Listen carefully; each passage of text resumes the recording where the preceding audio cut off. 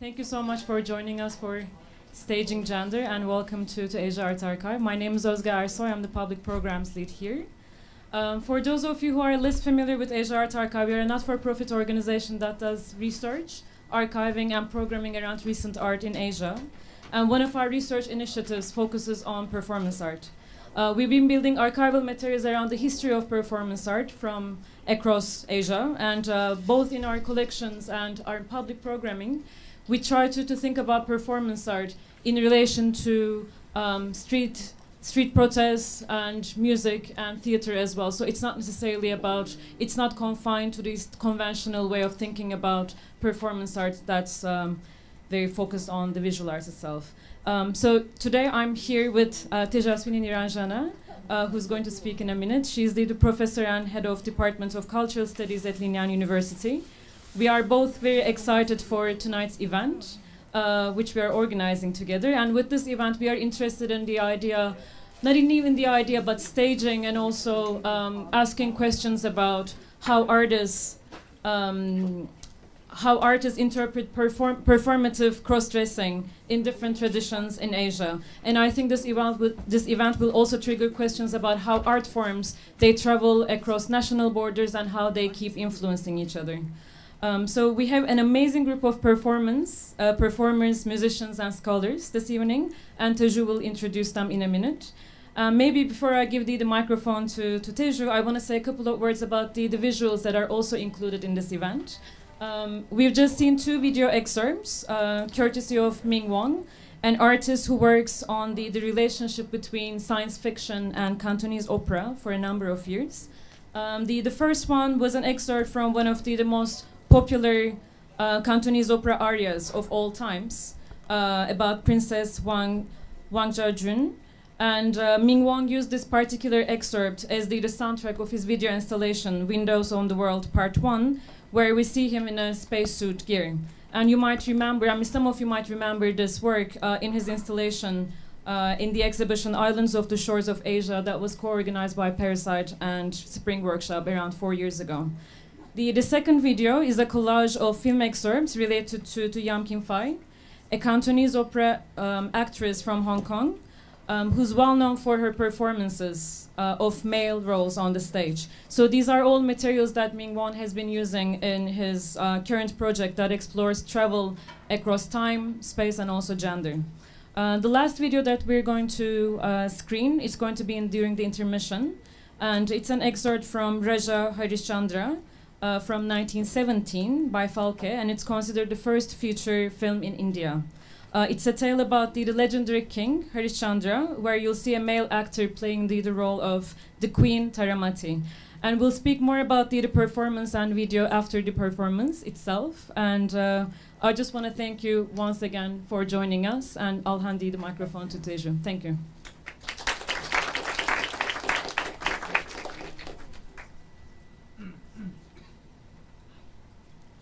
It's so good to see you all here.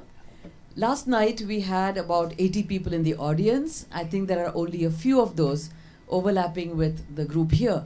Last night was the concert by the group of collaborators under the Saath Saath Music Across the Waters project, which I'm the curator of.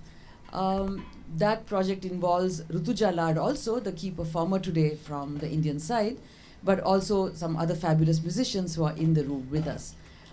So I welcome them in particular to see what their collaborators doing here. It's really delightful. Please can have some silence.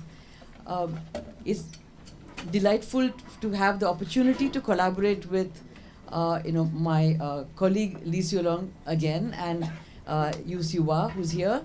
And also that they managed to introduce us to Micha Choi, the amazing performer who I've only seen on video, but who I will have the good fortune to see live today. I just want to make a larger comment about the contemporary relevance of the issues we are addressing today in this event through reference to early 20th century performance traditions. The politics of gender as we know it, and especially in this early 21st century moment when this is like such a volatile part of our lives across the world, This politics of gender is clearly not related to the fixities of gender identity, but instead, as you will see in the performance traditions in particular, have to do with fluid and ambiguous selves.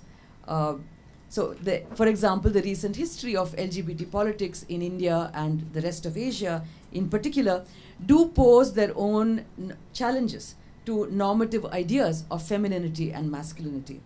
Some of this normativity comes from the specific conditions of colonial society, as relevant in Hong Kong as in Bombay.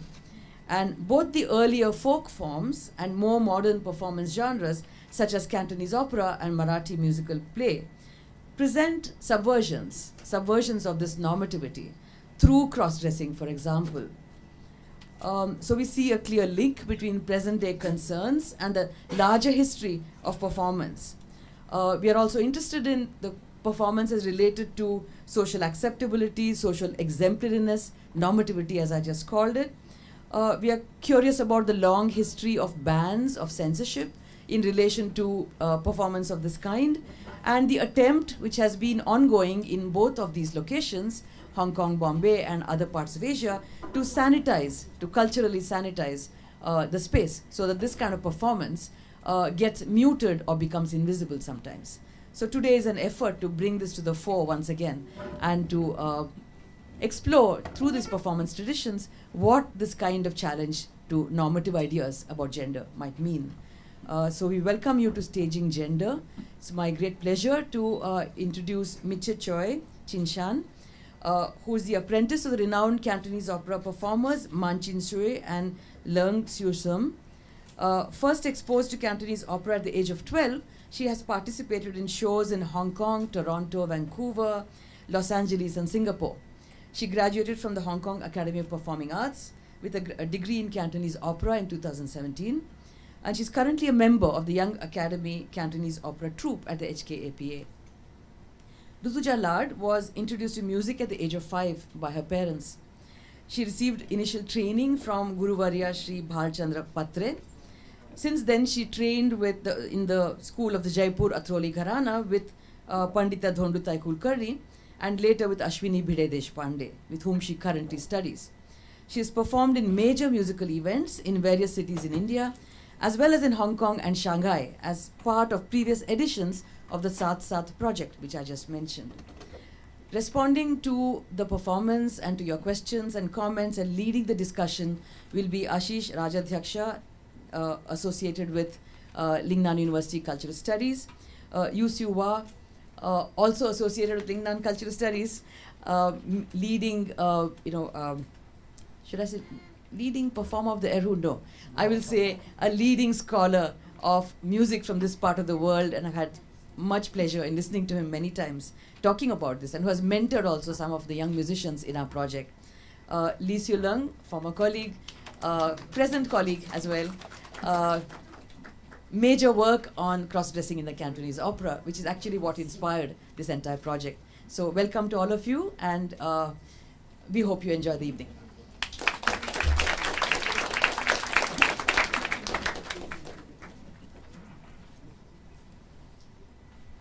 Good evening, everybody. I'm Siu Leung, also affiliated with Department of Cultural Studies, and thank you, Teju, for the introduction to these events, to this evening's events. I am here to add a couple of remarks on the Cantonese operatic singing for tonight. So first, Miche Choi belongs to the younger generation of Cantonese opera performers in Hong Kong who have received modern higher education and a deep training in the tradition. And may I ask you to introduce the musicians who are also one of the among the best young Cantonese operatic musicians in Hong Kong. And so please let's introduce them first, and then I'll add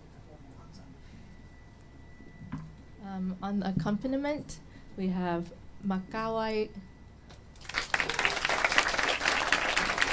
And on the violin and the Yehu, we have Sun Dek Fei. And on the pipa and the Sam Yin, we have Xiu Wingji. And on the bamboo flute, we have Chen Yafan.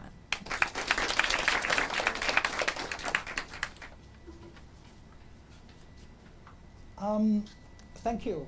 Okay, thank you to all of you, our 5 younger. I must emphasize that they belong to the younger generation of Cantonese operatic performers and musicians in Hong Kong, and they are very promising. Now, Michi, she is a woman, but on the Cantonese operatic stage, she plays men. So she is going to sing in the male voice, and in her singing, she is assuming a male identity. And well, let us reserve all the theoretical or conceptual or cultural discussion about cross-dressing, interfacing Indian cross-dressing and then Chinese cross-dressing after the performance in our dialogue. But for now, I would like to draw your attention to a couple of things first.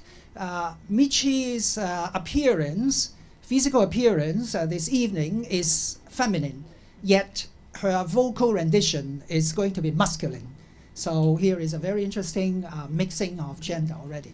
Now, and I'm going to say a few things to each of these songs, but for now, I'm going to add a couple of remarks to the first song to be performed by Michi. Now, this song in translation is called The Dream Encounter and Necktie. Now, this is taken from a Cantonese opera play. So it was originally to be sung in an opera.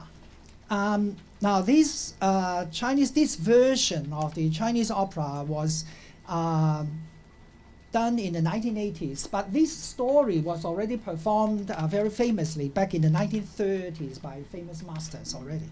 But this version came out in the 1980s. And so this piece represents the kind of style that you will see and listen on the operatic stage. The second song Michi is going to sing, we also call it Cantonese operatic singing, but it is from a different genre, and I'm going to talk about it after the first piece. Now, this is from the Chinese operatic stage. And Michi, please.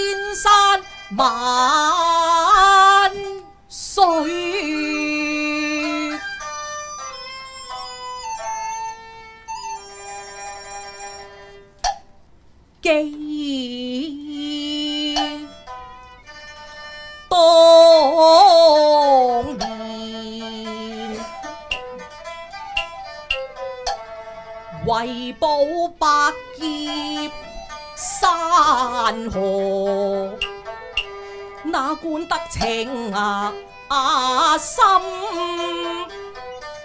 破碎。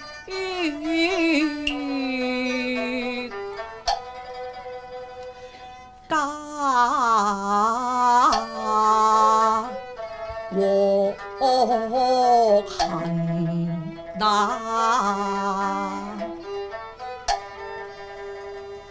如山中壓下了萬眾，相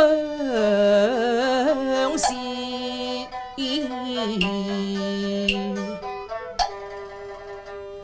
更可堪，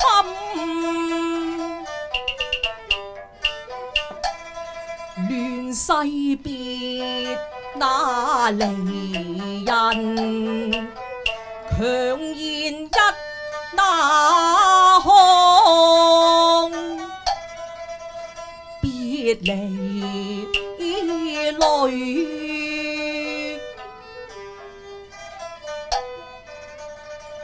滄海桑田，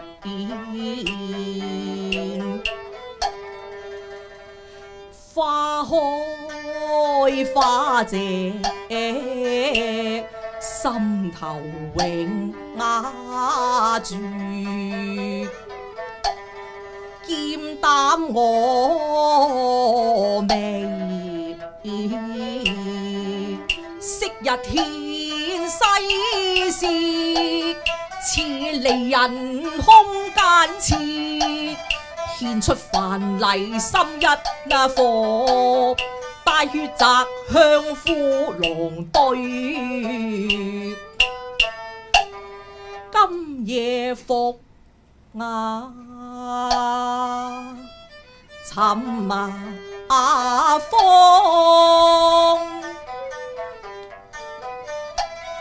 惆悵倩影難逢，只剩得一那壺，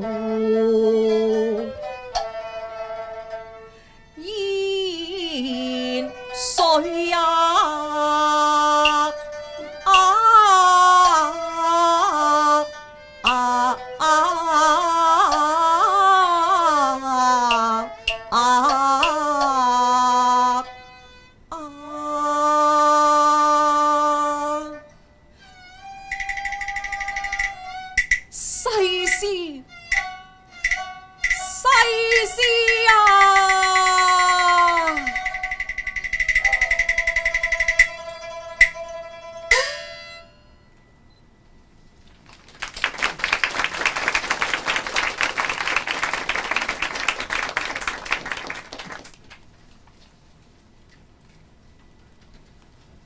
The next song that Michi is going to perform belongs to a different genre or subgenre of Cantonese operatic singing.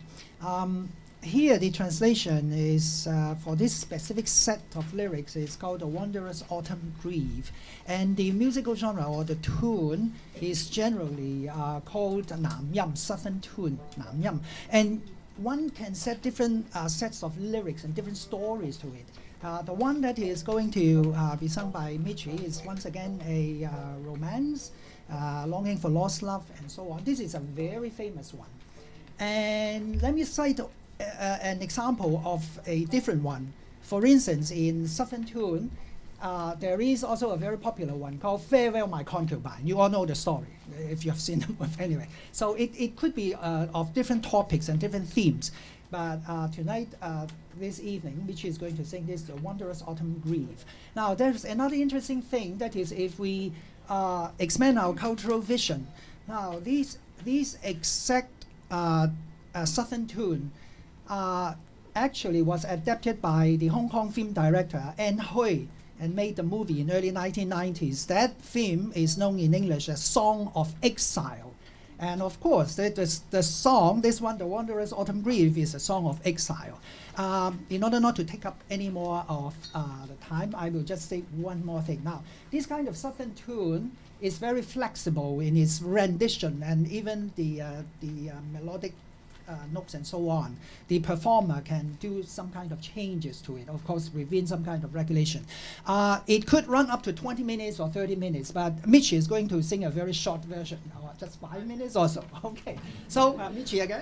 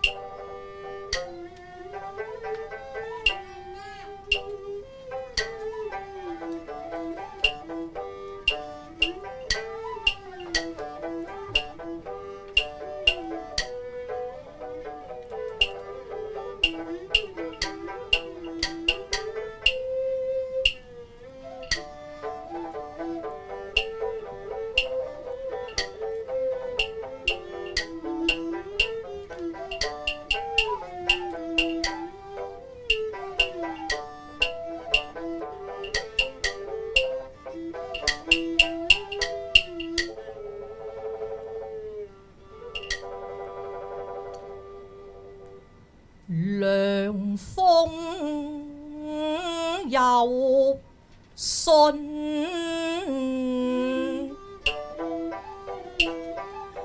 秋月無邊，虧我思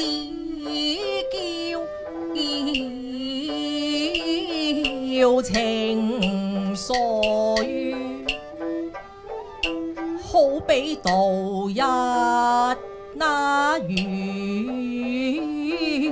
年，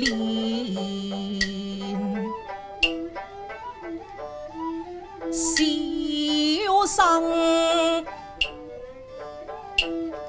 謀生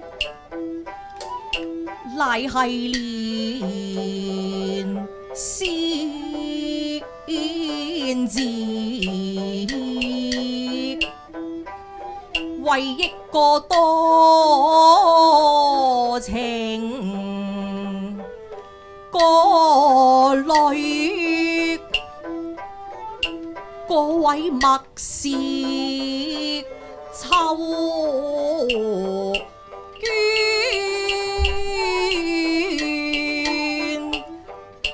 情緒悲秋同宋玉，見佢聲色與共性情，堪我讚羨，佢仲更兼才野貌，仲兩相傳。今日天呢隔一方，與佢難見面，是故我什麼直對住晚景啊亮天，唉我情緒悲秋同送玉，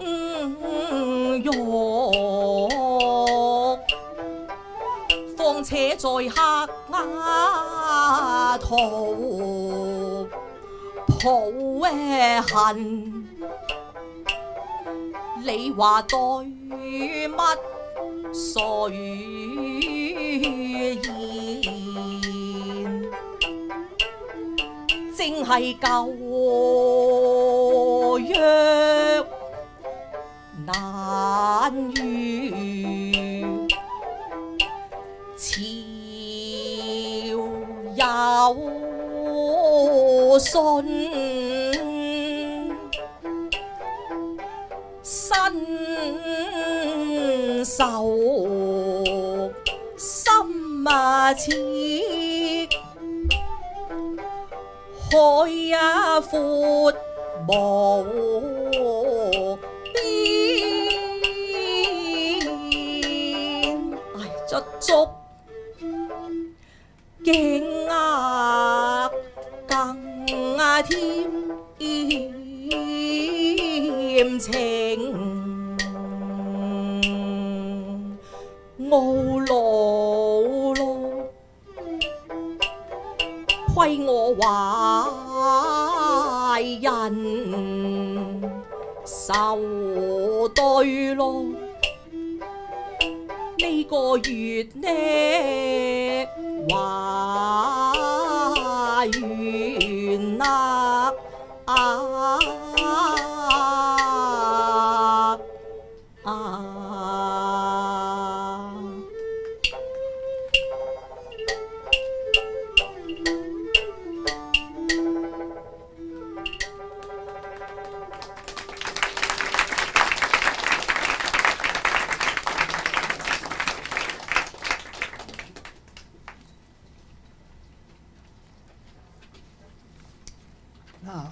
Let me provide a little bit more cultural context for your appreciation and our cultural dialogue for this evening's special event.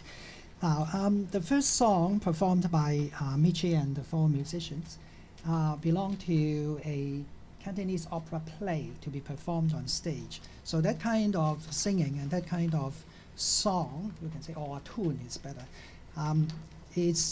we describe it as, in terms of performance style, the stage style, or Cantonese operatic or Chinese opera stage style. And that song was constructed for a Cantonese opera play. Now, but the southern tone or southern tune of The Wondrous Autumn Grief actually belongs to a genre in the Cantonese folk singing. And it's around the early decades of the 20th century that this kind of southern tone was adopted by Cantonese opera performers, also included in operatic performance. Is that correct? Because here I have another expert in Chinese music, so I'm more on the cultural side, so I need to verify this with Professor Yu over there. So, southern tone or southern tune is also part of the music or a genre of music used in Cantonese opera. And it's traditionally is performed independently. Of course, today we also perform it independently. But if you go to a Cantonese opera performance, it is very likely that you will also hear this tune, the first thing. The second thing is, in civil society or in folk culture, in the early part of the 20th century, this kind of southern tune was specifically or excelled in performance by two kinds of people, one male singers and female singers, but they were all blind. And there are Chinese, Cantonese specific terms to describe it, but let me just save the terms here. So, and there are also different styles in singing this kind of substantive tune. And what Michi just did, I would call it a stage performance style, right? I mean, not that kind of folk style. Now, the second thing is, when the female blind singers in the early part of the 20th century, when they did it, they perform also in a very gender neutral tone, not necessarily a kind of masculine or male voice, but they would, I mean, that kind of blind female singers would perform it in a genderless tone. So it would be a woman who is singing in a genderless tone, narrating a story of a scholar, a gentry scholar from imperial times, longing for lost love or this and that. So that actually includes a lot of gender ambiguities and interpretation for us. Okay, now I would like also to say very quickly a couple of things about our company's musicians. Now, in the Chinese opera, not just Cantonese operatic tradition, the musicians must play more than one instrument, correct? Right? I mean, it is very different than the Western orchestra. You specialize in one instrument. Of course, a flutist can also may also play the clarinet or the piano or something, but he or she has one instrument which is the best. But in Cantonese operatic musical accompaniment, they are good at more than one. Some are good at 5 or 6. So you just saw a violin and then the Chinese 2-string Yewu. But the violin in Cantonese opera performance actually is tuned 1 full tone lower than the Western violin. And in the Cantonese term, we call it fan ling, which is actually originally a transliteration of violin, fan ling. So anyway, this is not violin anymore. This is a fan ling with a different tuning, different kinds of technique. So, and the three, I mean, they already switched the instrument already, demonstrated for you. And then our percussion is here. You are mastering 3 percussion instruments, right? Already here. Okay, now for the last piece, which is going to be very long. Now, this is yet another kind of Cantonese operatic singing. It belongs to a kind of style that was very prosperous, especially in the 1920s and 1930s, in the Canton area, Hong Kong, Canton City, Macau, and so on. Now, the tea houses were very prosperous at that time, and at the tea house, you didn't just drink tea or eat dim sum, you listened to singing performance. And there was a type of sing-song girls who were very popular at that time. And today, we still know them very well. I mean, know their names very well. They already passed away. And they created a very specific style of singing. They also sing in the male voice. And a lot of times, that kind of songs are also very sad and sentimental. Well, it so happens that Michi just picked 3 very sentimental romance love songs for this evening, but they are not necessarily. But anyway, this kind of sing-song girl style, it's a very unique style that many performers today try to imitate and reconstruct that kind of style. Michi, are you going to reconstruct the Go Tan style, the tea house style in your singing, or are you doing the operatic stage style? But anyway, so well, you can talk more about it after when we have our dialogue. Okay, now it is all yours.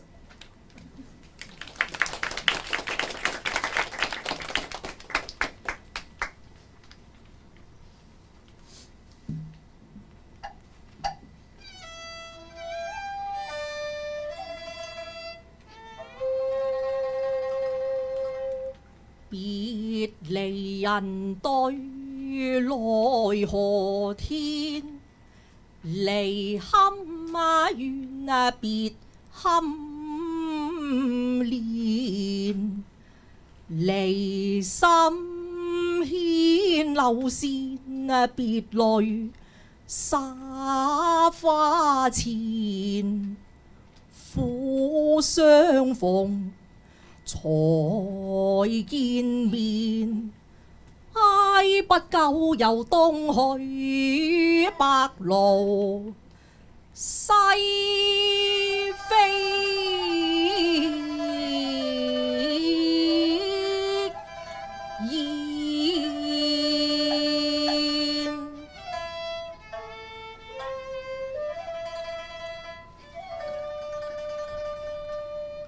忽離忽必苦華年，愁無限恨無邊。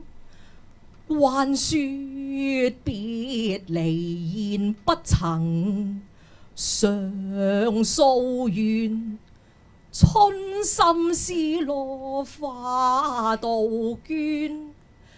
今復長亭節流，別倚蟬絹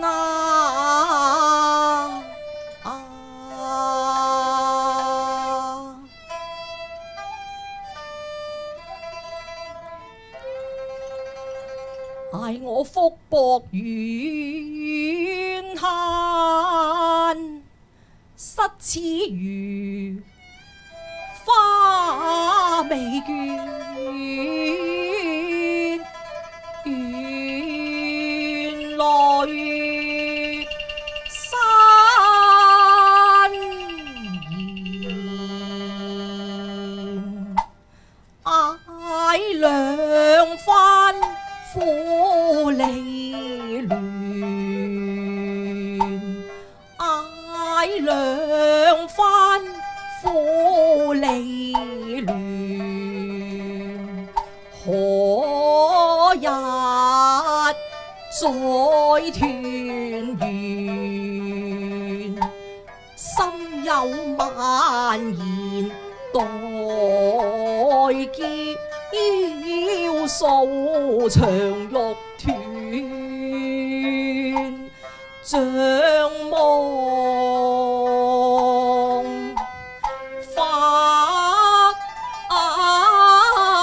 前，如今也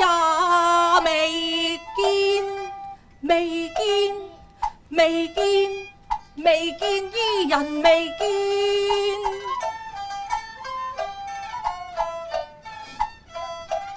怨天怨天啊，怨天空自怨天。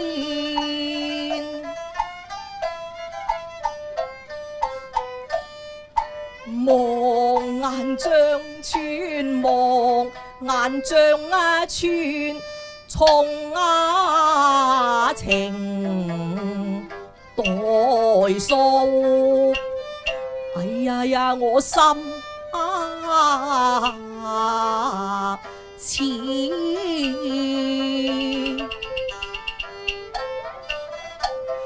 無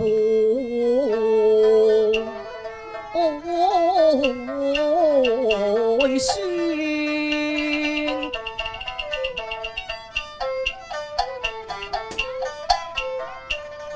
紅豆相思，心感的玉多情，不那份堪默，任是夢菜。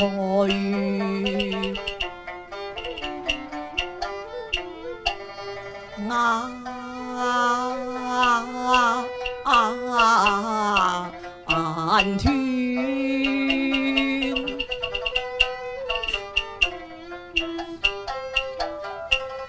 即如梨花，願似替人垂淚，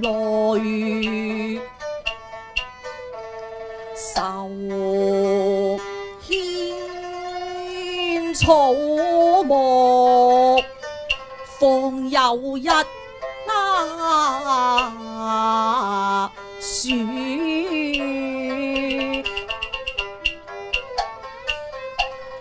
任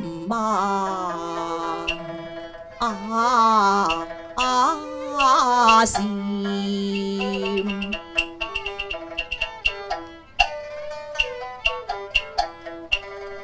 別那離間，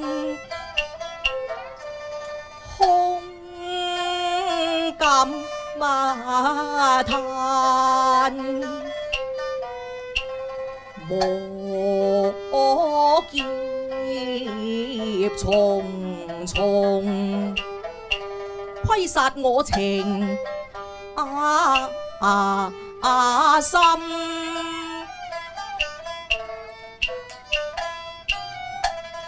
一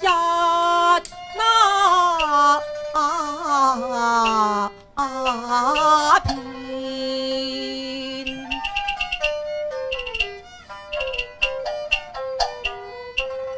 同分飛呀，離愁疊啊疊，將使我望到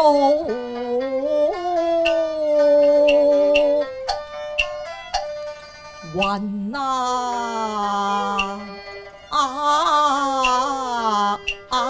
癲，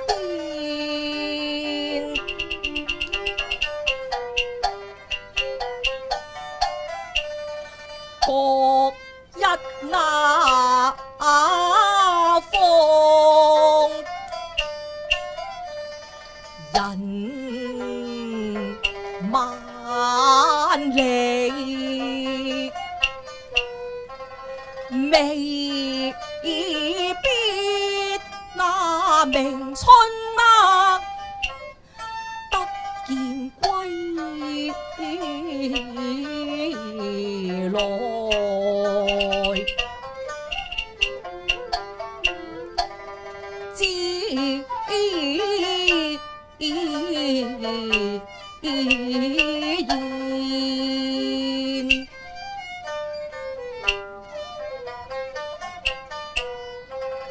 知心馬倦，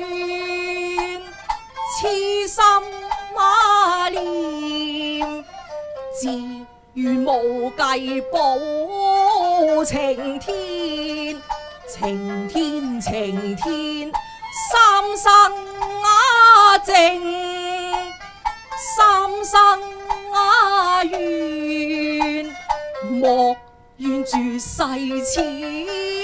嬋娟，嬋娟嬋娟，依稀記起千緣，真令我受福怨，妻福怨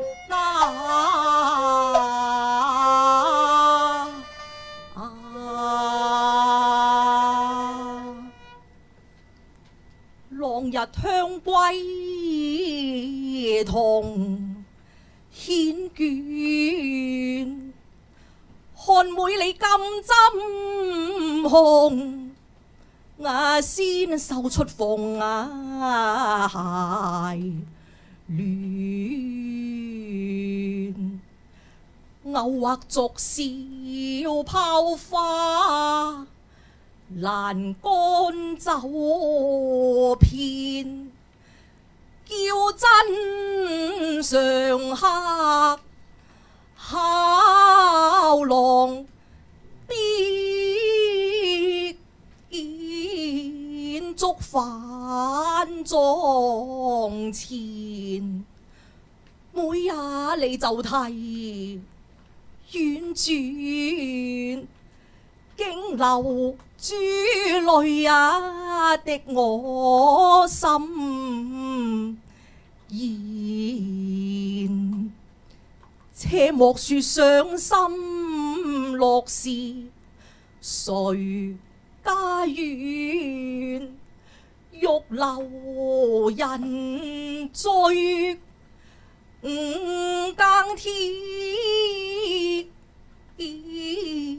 此景此情，誰得我平生緣咯？誰得我平生緣咯？點想到禪麻公有信縱是越得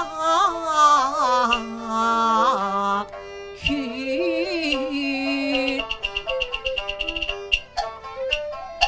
不斷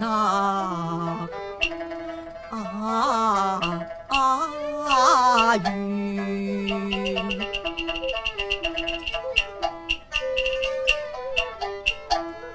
我正幻想沉沉叫你勞山，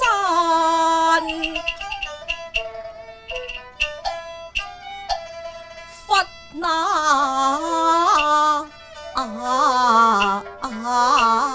言。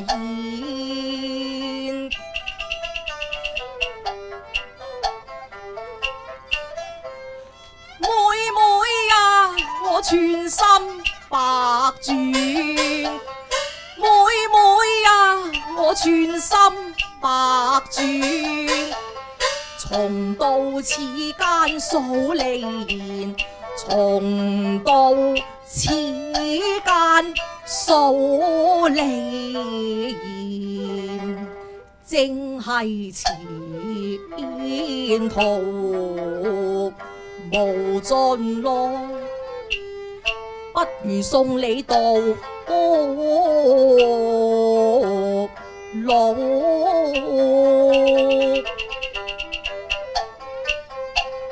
幾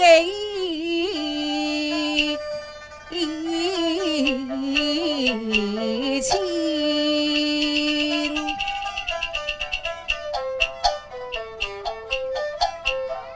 只有揮手揚根，換每聲聲長斷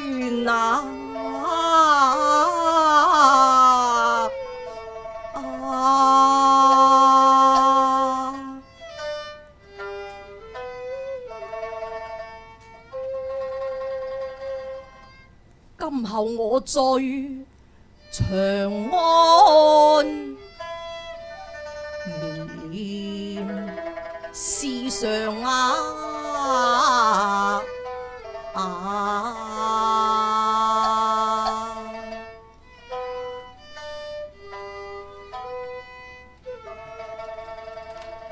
花盡買酒錢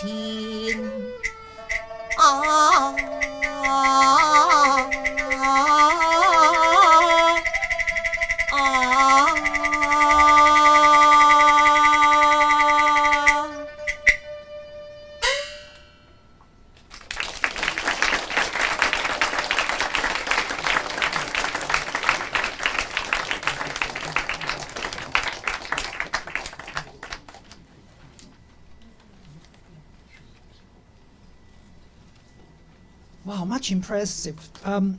Michi just took a highest challenge for this kind of singing because the original singer, Cui Lao Xin, is kind of the queen of this song and the queen of this kind of singing.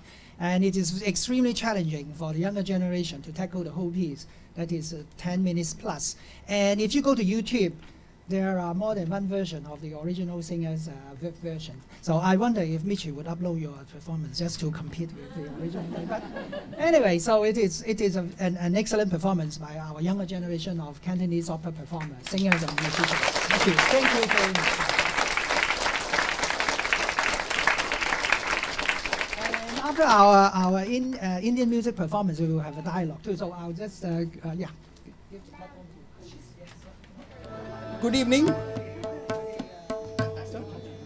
Good evening and welcome everybody to the second half of this program. And thanks very much to Mitch and team and Siu Long. It's going to be a hard act to follow. But here we have an equally legendary tradition.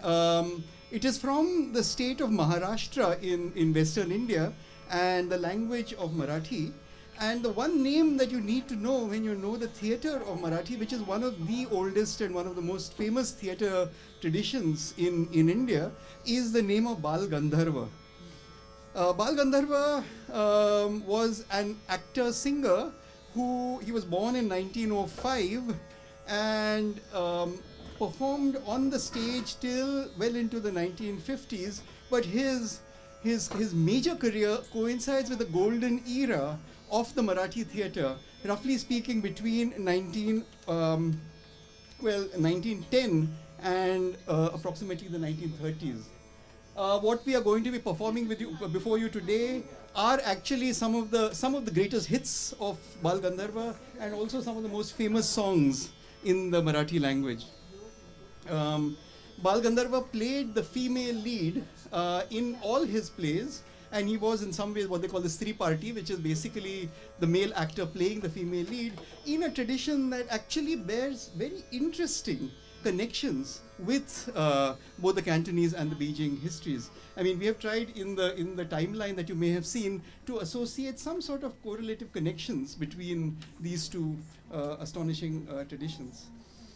This evening, then, Rutuja Lad here, accompanied by Jorge Ramiro Monroy on the tabla and Sachin Olkar on the harmonium set to the organ and the keyboard settings, will be performing then some of the songs that one can say without exaggeration are not only the most famous songs that Bal Gandharva performed in, but also some of the most famous songs in the Marathi language.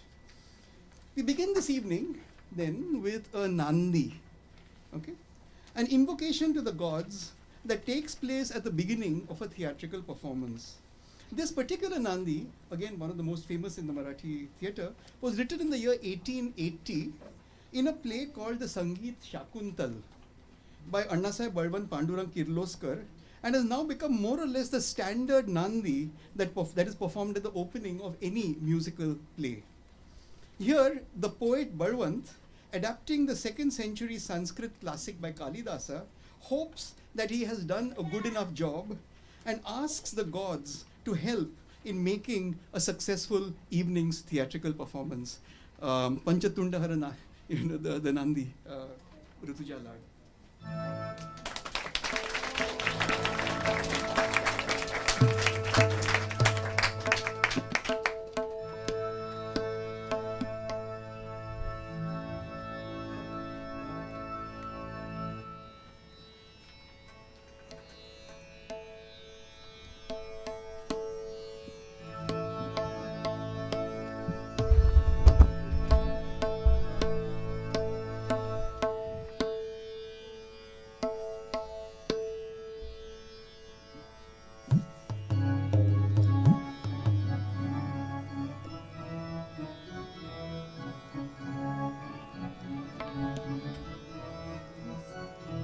पंचतुंड नररुंड मालधर पंचतुंड नररुंड मालधर पार्वतीश आदि नमितो पार्वतीश आदि नमितो विघ्नवर्गनग भग्न कराया विघ्नवर्गनग भग्न कराया विघ्नेश्वर गणपति मगतो विघ्नेश्वर गणपति मगतो पंचतुंड नररुंड मालधर पंचतुंड नररुंड मालधर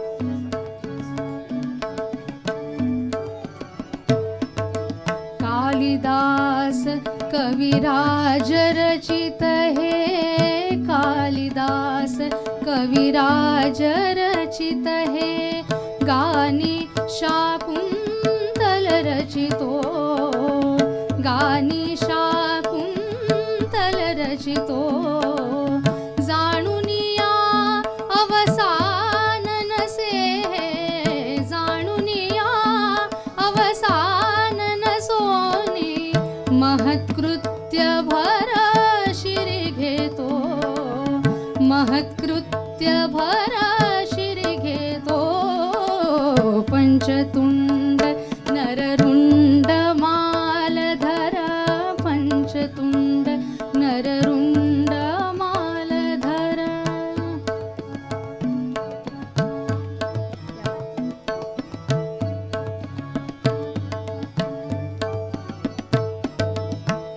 ईश्वराचा लेश मिळे जरी ईश्वराचा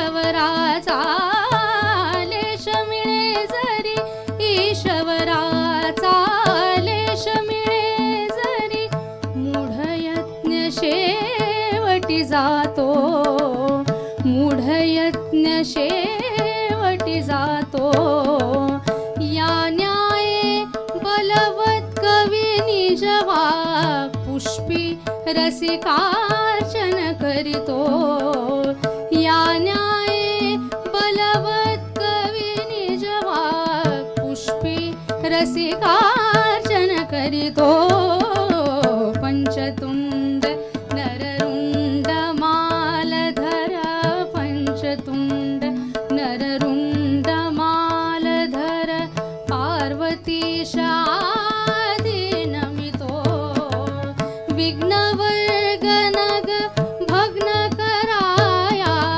विघ्नवर्गनग भग्न कराया Vighneshwar Ganpati मगधो Vighneshwar Ganpati मगधो पंचतुंड नररुंड मालधर पंचतुंड नररुंड मालधर पंचतुंड नररुंड मालधर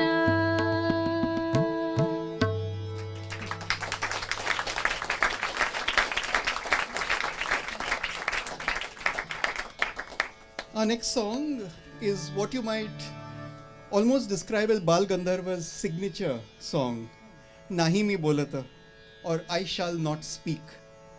It's from the 1911 play Manapman, Sangeet Manapman, or Pride and Insult, sung by the female protagonist, Princess Bhamini, who goes in disguise to get to know the man whom she is to marry. There's an element of refusal and protest together with the love.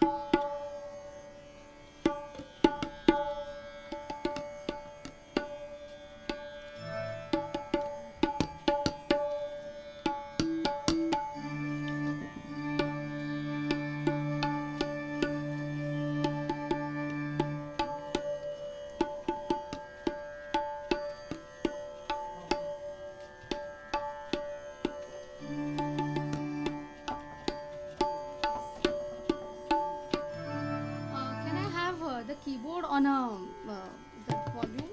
Keyboard is slight. Yeah, high volume. You want higher or you want lower? No, higher volume for the keyboard.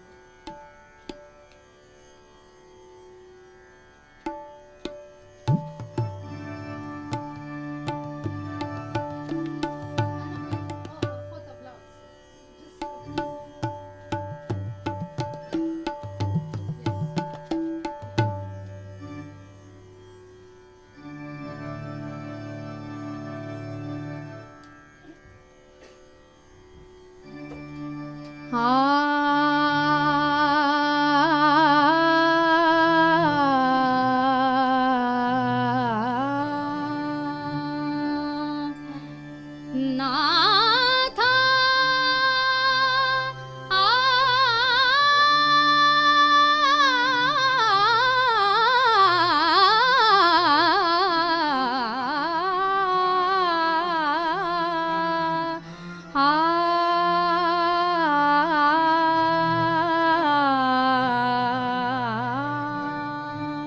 नाही मी बोलत नाथा, नाही मी बोलत नाथा, नाही मी बोलत नाथा,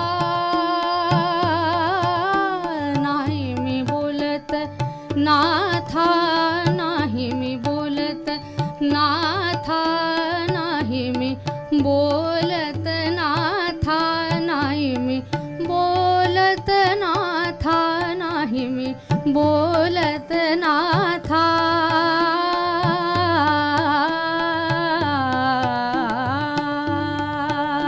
नाही मी बोलत नाथा, नाही मी बोलत नाथा, विनयहीन वदता नाथा, नाही मी बोलत नाथा, विनयहीन वदता नाथा,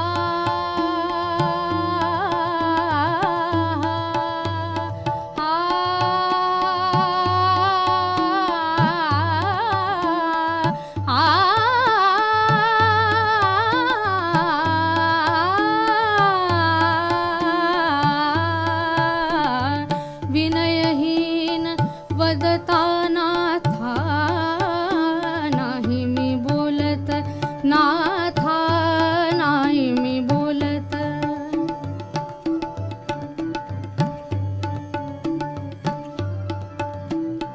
रणरुचिरा नीतिः, रणरुचिरा नीतिः, रणरुचिरा नीतिः, रणरुचिरा नीतिः, रणरुचिरा नीतिः,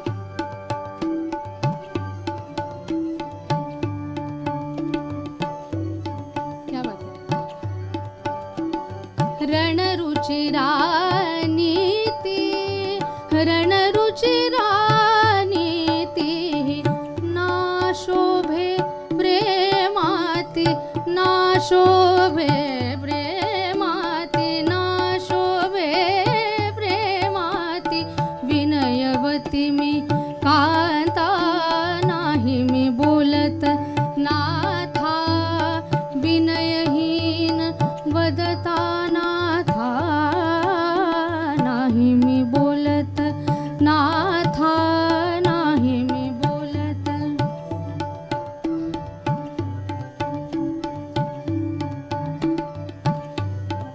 नाथा,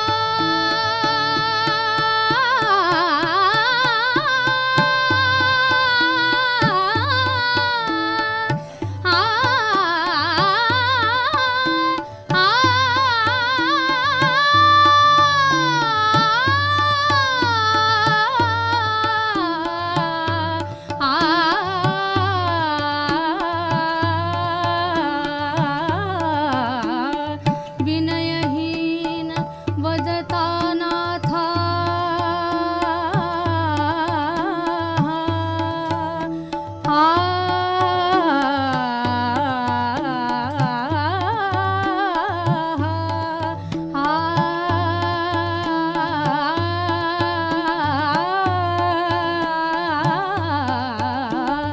विनयहीन वदता नाथा, नाही मी बोलत,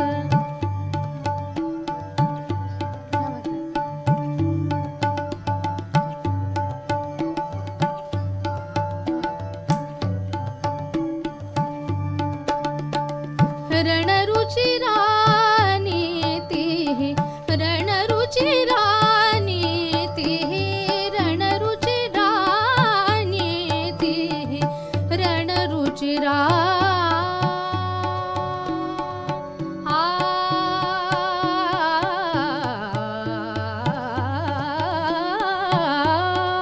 क्या बात है,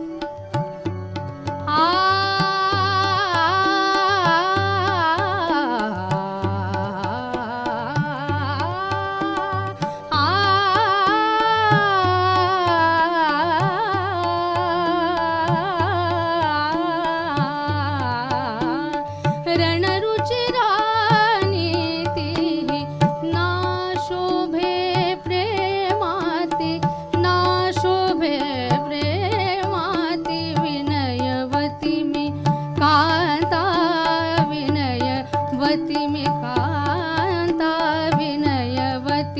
मी एकांता विनयवती मी कांता नाही मी बोलत नाथा नाही मी बोलत नाथा विनयहीन वदता नाथा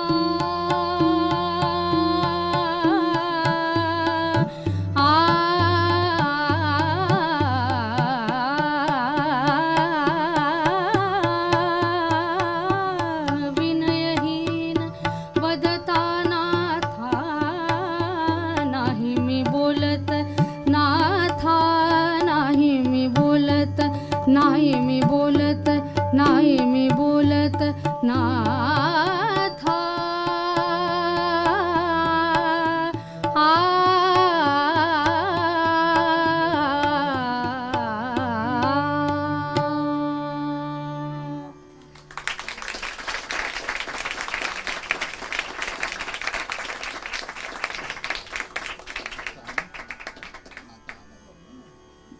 There are a number of, not too many, but there are a number of classic plays in Marathi, roughly between the period 1880 to approximately the period 1930. Many of these plays had extremely famous female characters, and many of these female characters are uniquely associated with Bal Gandharva, who played them. What you saw was the character of Bhamini, Princess Bhamini, who dresses as a commoner in order to investigate the man she's supposed to marry. We move to another really major female character, the female lead Rukmini, in the mythological play of 1916 titled Swayamvar. This is a song,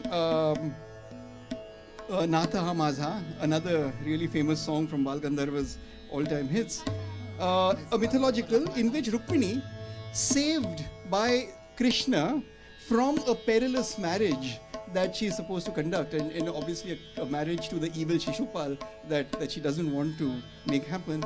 This is a combination love song and devotional. Natha Hamaza, 1916, Sangeet Swayamvar.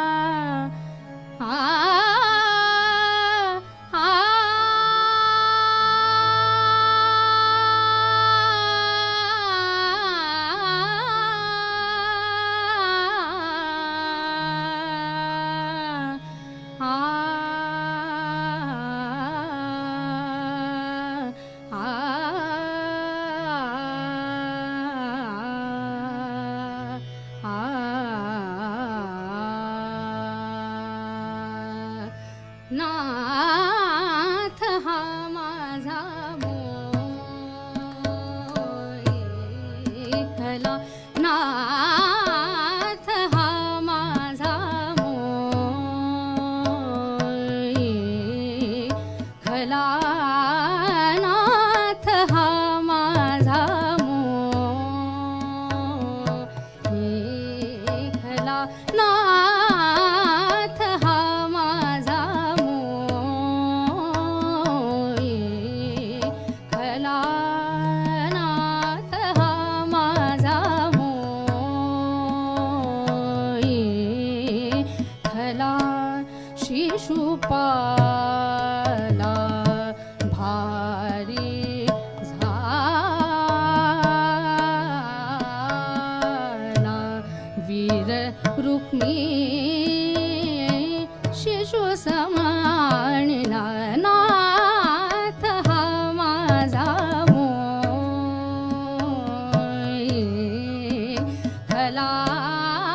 नाथ हा माझा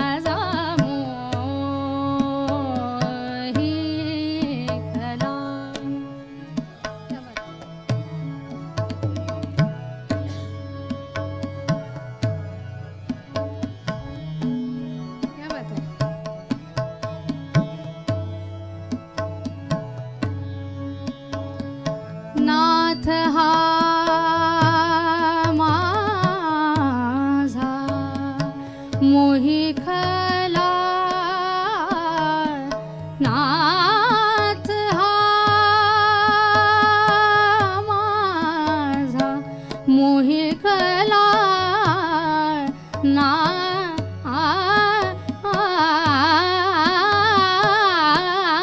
नाथ हा माझा मोही खला.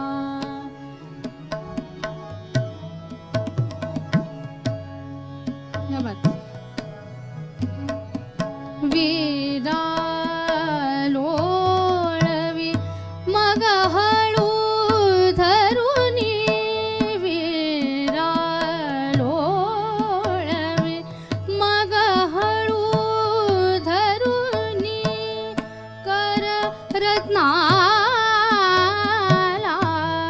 जणू हाल्याला कर रत्नाला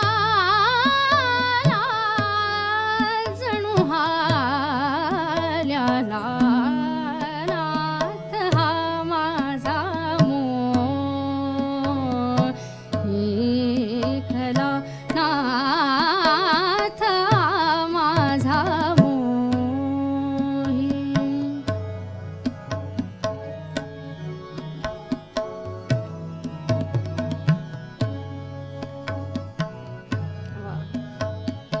वीरा लोळवी मग हळू धरुनी वीरा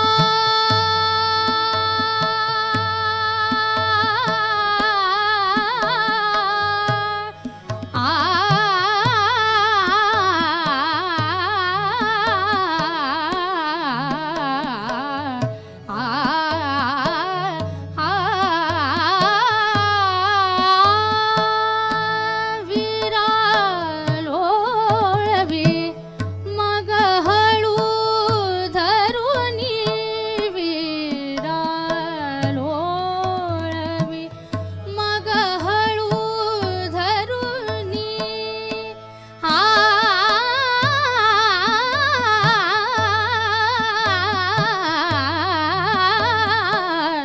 वीरा लोळवी मग हळू धरुनी वीरा लोळवी मग हळू धरुनी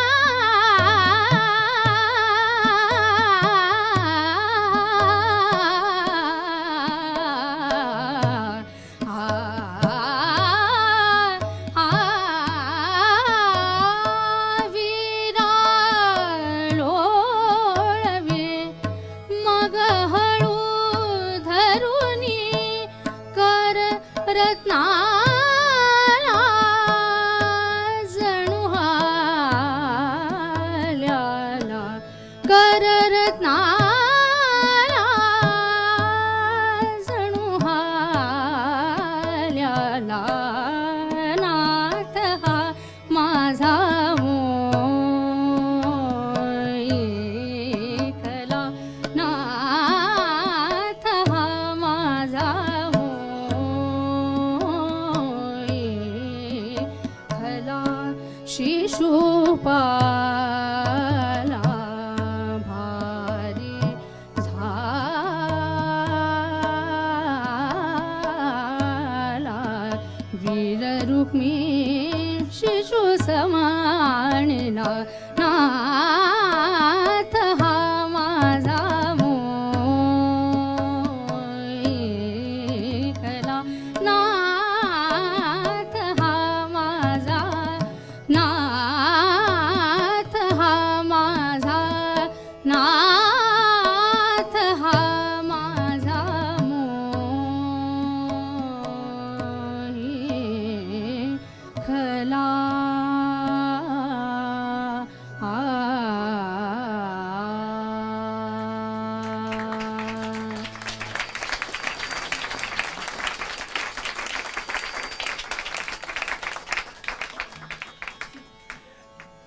we come a little more into the present. The next song and the last one, the last two songs, are from the play Sant Kanho Patra, written in the year 1931. This particular song that you hear now is not actually sung by Bal Gandharva on stage, because he sang the female role of Kanu Patra. This is a song that is sung by the Dalit, or you might say the low caste saint poet Chokha Mela when he comes on stage. But in fact, Bal Gandharva used to sing this song in independent concerts outside the stage. So it is associated with him, although on stage he played the role of Kanu Patra. This song, sung by Chokha Mela, ostensibly begging for alms, being in a way the lowest of the low, as he puts it, the Mahar of the Mahar, is begging alms from his upper caste master, but actually he addresses the proletarian god Vithoba. So he is not actually addressing his supposedly upper caste master at all, but addressing his own god Vithoba.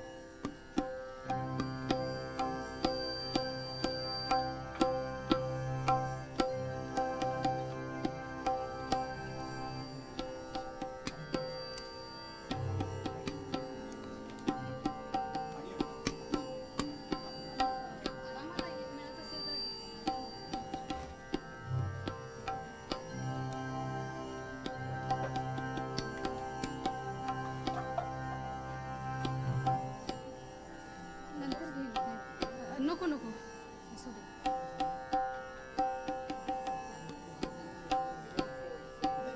Oh, no, that's fine.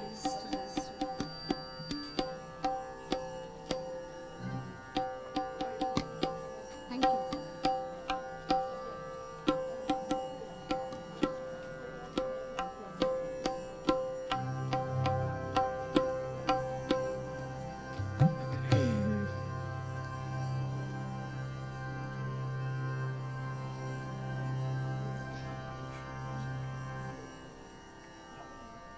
ए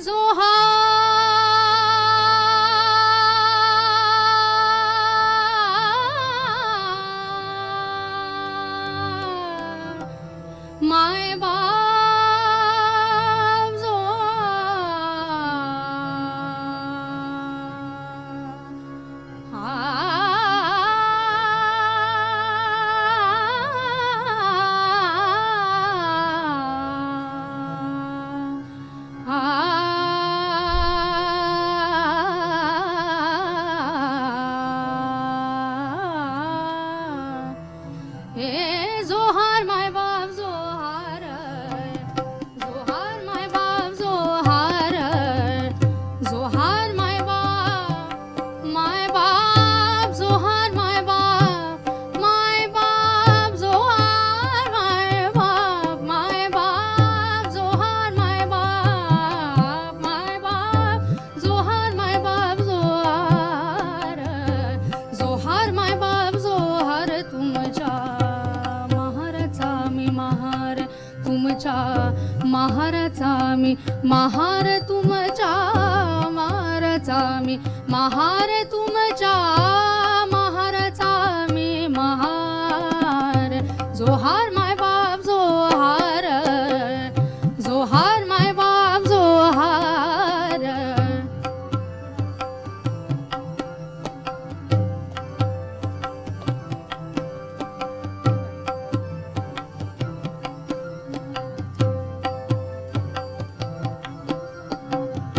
बहु भुकेला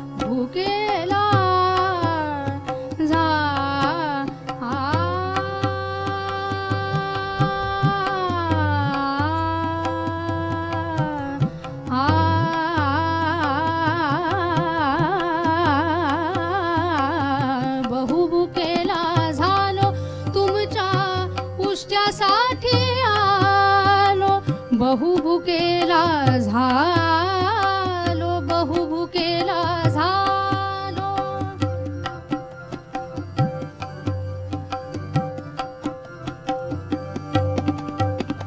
बहु भुकेला झालो, तुमच्या उष्ट्यासाठी आलो. बहु भुकेला झालो, तुमच्या उष्ट्यासाठी आलो. भुकेला झालो,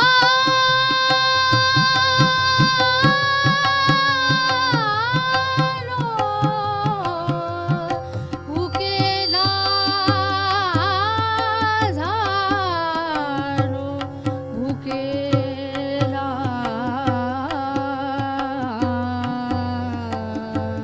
झालो, भुकेला झालो, भुकेला झालो. हो, हो. बहु भुकेला झालो, बहु भुकेला झालो, तुमच्या उष्ट्यासाठी आलो.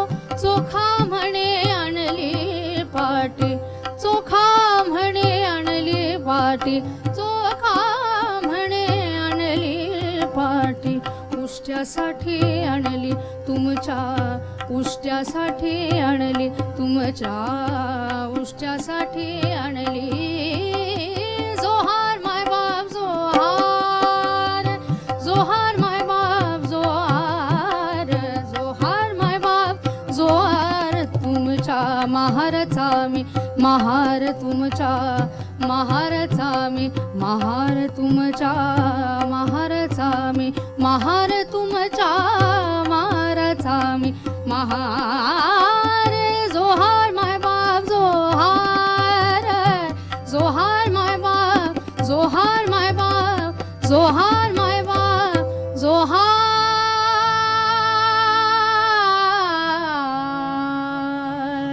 माय बाप, जोहार.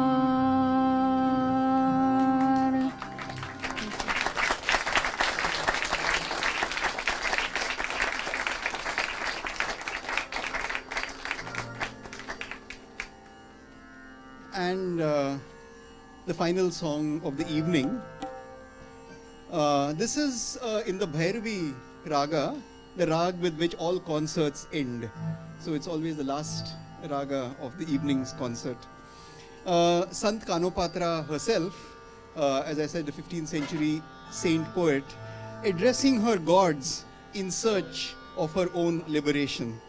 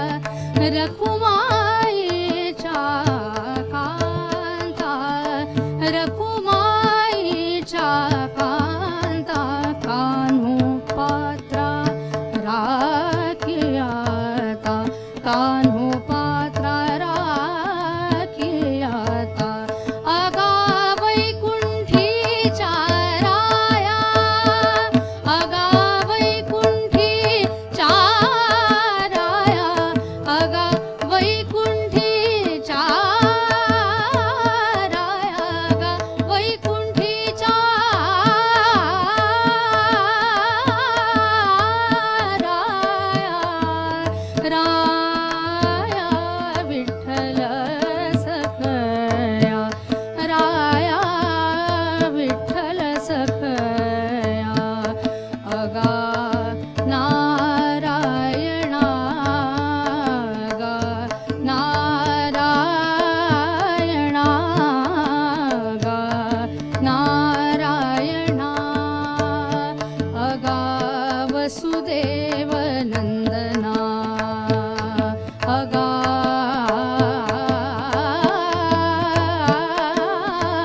वसुदेव नंदना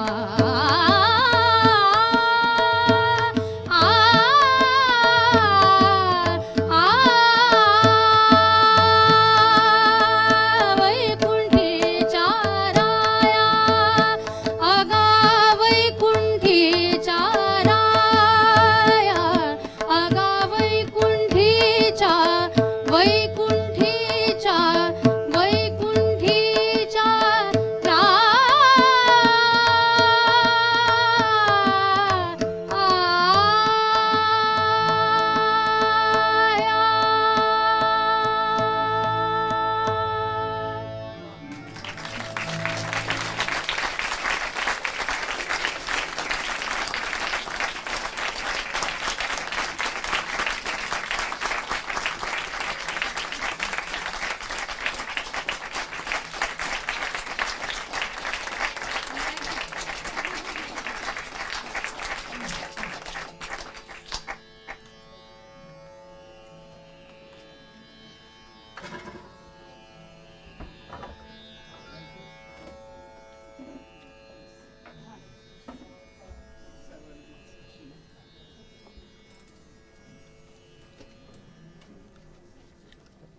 Thank you very much. Thanks for Teju and Ayush and Siu Leung giving me such a difficult job. I have to comment on something which I don't know. I would love to, such a great performance. We enjoyed thoroughly, I'm sure. I think it's difficult to comment properly, but I would try to share with you my perception, the way I perceive the performance and the music. So before I forget the great performance, I would like to comment on the vocalist is virtuosic. So there's a certain, they call it rock or mode. Within this mode, the vocalist is trying to exactly improvise with a lot of repetition of the same line, but every time, after the second time, it will be different. There is a lot of turns, vocal turns, something like melisma in the Western way. And then I may be wrong. Please correct me if I perceive it improperly. But the way I listen to it is all these turns, she's trying to reach somewhere, leading us to somewhere. And we are trying to follow her, and at the end, she reach a certain pitch, she prolong it, right?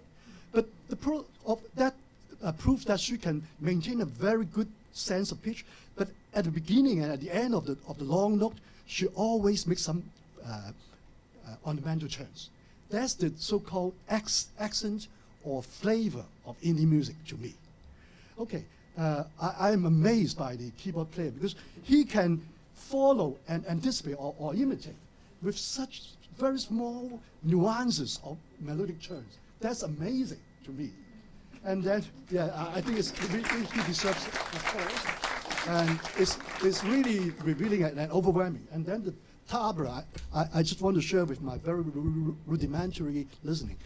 The tabla has to tune to the keyboard all the time because when we play, it would the skin will be getting loose.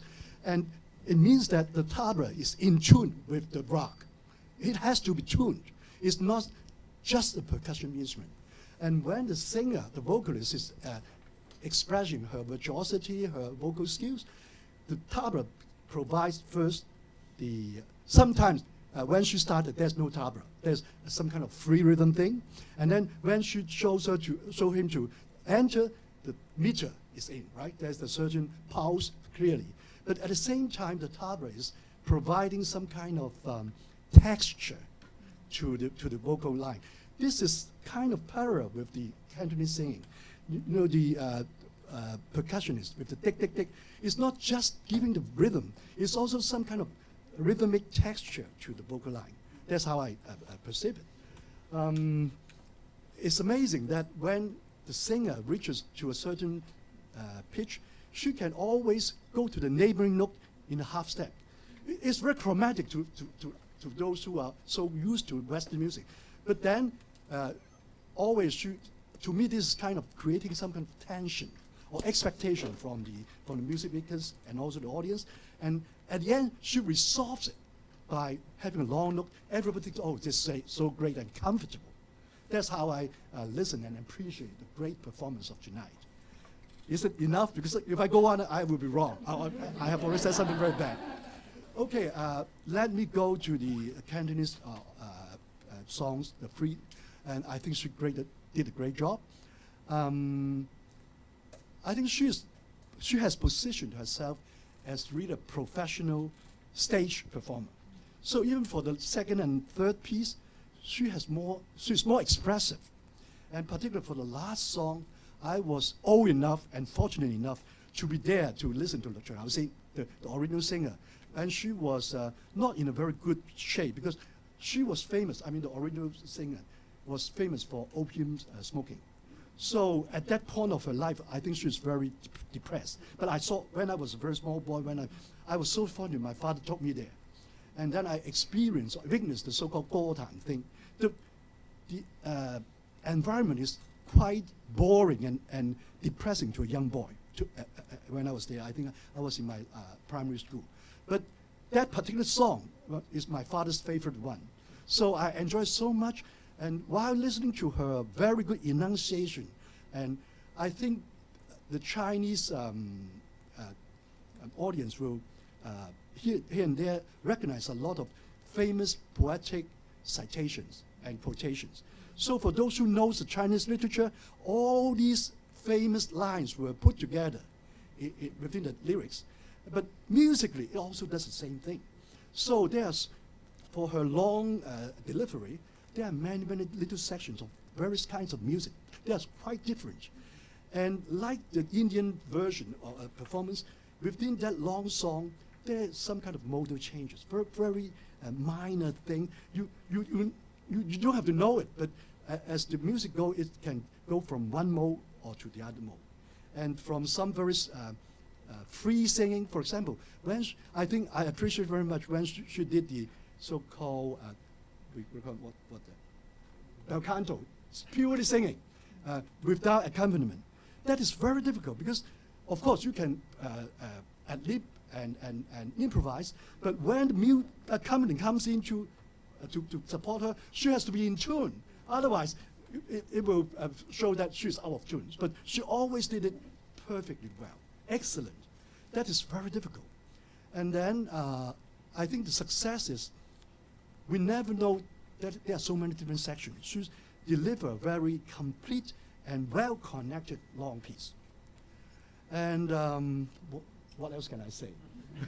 I think Siu Liang did a great job because he provided all the cultural context for me. So I don't have to elaborate on the culture and gender things he will pick up from me. But I would like to go a little bit into the so-called musical texture. The three songs Michi delivered is a very good illustration of the particular musical texture of Cantonese song or operatic singing. It's not exactly unison. If you listen carefully, the fiddle, at most of the cases, he didn't start, but he only joins him after she started. And then it's some kind of delayed imitation. It's not exactly in unison. It's some kind of imitation. But sometimes the whole group stop and listen to her. So this kind of interaction and texture is unique. I don't think that Western terms like homophonic is not there, polyphony is not there. Even the term heterophonic is not exactly enough or adequate to describe that kind of texture. I think Sao Chen, our good friend, he proposed a term called, delayed imitation. I think that's pretty close to what happened. The instruments there, of course, they are playing their own instrument with their own idiomatic playing. So they are not unison at the same time, but they are on the beat. So in terms of tempo, they are together. But in terms of the nuances of music or melodies, they are not together. That's precisely the style of Cantonese opera accompaniment. So maybe I have done enough, and I should pass it over to Siu Leung. Mitchell, I think it's the best chance to have the performer to come onto the stage and explain how she perceived the piece of music and how she deliver it. Am I right? Congratulations, it's a great performance.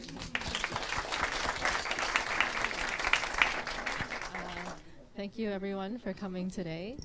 It was really interesting to hear the Indian part of the music, and I think Professor Yu is quite right, because I'm myself a stage performer.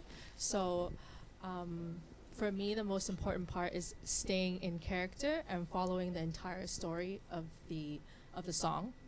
And so you can see for the first song, it's from a very famous play from Cantonese opera, which is it's about one of the four beauties in China, about Xi Shi.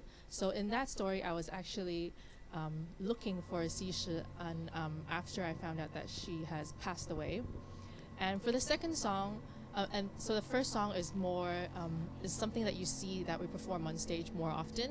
And for the second song, it's a Lam Yam, it's a Nanying piece. So that is much more traditional and is very, very unique to Cantonese opera, because we have a lot of different operatic forms in China, and Lam Yam is just unique to Cantonese opera. And you can realize that it's quite repetitive. The melodies are quite repetitive for the second song, but that's the structure and the what do you call it? That's the uniqueness of Nanying, basically. Yeah, the framework. Yeah. And for the third song, that's a song from Gotan, and sang by one of the four famous Peng Hao male singers. And I think this song is actually the hardest out of the three songs, because it has a lot of it has two parts that's without music, so I have to sing it without music, and then I have to make sure the two is right when the music comes back in again. And the thing that for this song that's different to the song from the first song, is the ones that we play on stage. It's more about representing and telling and using, for example, scenery and things that the singer sees to represent his emotions. And that's actually a lot harder. So I think throughout the entire song, he was just thinking back to when he was really happy with the girl at this scenery, so at the Willow Pavilion. Thank you. I hope I... Yeah. Thank you. Thank you.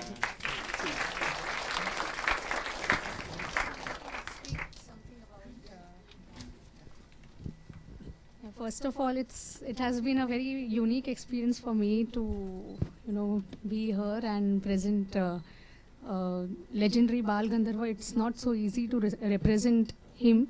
To just sum up musically about Natya Sangeet, the form which I presented now, Indian the ragas and the melodic structure of the Indian classical music, Natya Sangeet has essentially bought these ragas so that it could be conveyed to the common public.